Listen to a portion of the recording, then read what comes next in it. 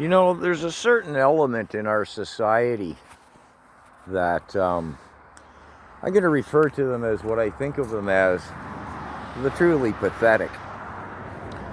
They have embraced from the get-go, quite willingly, eagerly in fact, the false god of fear that our government has imposed upon us, sold to us, whatever you want to refer to it as. These poor pathetic people, again, they've embraced it willingly. I think it might be as much as 25% of the population, I'm not sure. How would one know? But to them it has become, this fear has become a religion. More than a religion even, it has become a cult, an addiction. Literally an addiction, which those in the field of psychology concur is a mental illness. Whenever there's more fear promoted by our government, you know, the words I can't use because our censorship's heavy, my video will be banned, my channel will be shut down, but you know what I mean. There was one, and then there was two, then there was three, each one worse than the next. Oh, each one a tsunami bigger than the previous. Apparently we're supposed to be just finishing up the fourth one now. To them, to the pathetic, this is just another fix. And they love it. They absolutely love it.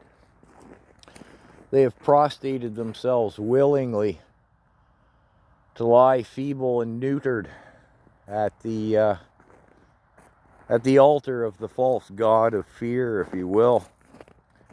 And now, as the populace has risen up here in Canada and said, oh no, we've had enough of this, their altar of fear is being toppled by the weight of the masses. This is undeniable. And they resist terribly anything they can get a hold of from the mainstream media, which is really the propaganda machine of the government, trying to minimize or slag, denigrate, or vilify this movement. Oh man, they cling to it like it's mama's milk, and they repost it, and they say the most ridiculous things, you know. If the RCMP says there's 100,000 trucks, they say, no, there's 100. They cling to this narrative with a true desperation. And I wonder, which is the point of this video, I wonder what will happen to them, where their fragile psyches will land, so to speak, when they can no longer, well, again, when the masses topple their altar of their false god of fear. What will become of their fragile and damaged psyches? I found this aspect of society, these people, to be extraordinarily interesting from day one.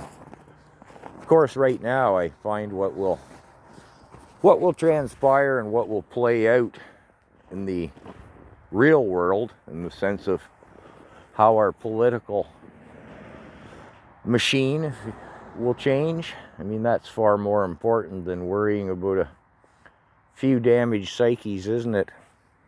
Anyways, if you have any notions on predictions, thoughts on what will happen to these people, please feel free to comment.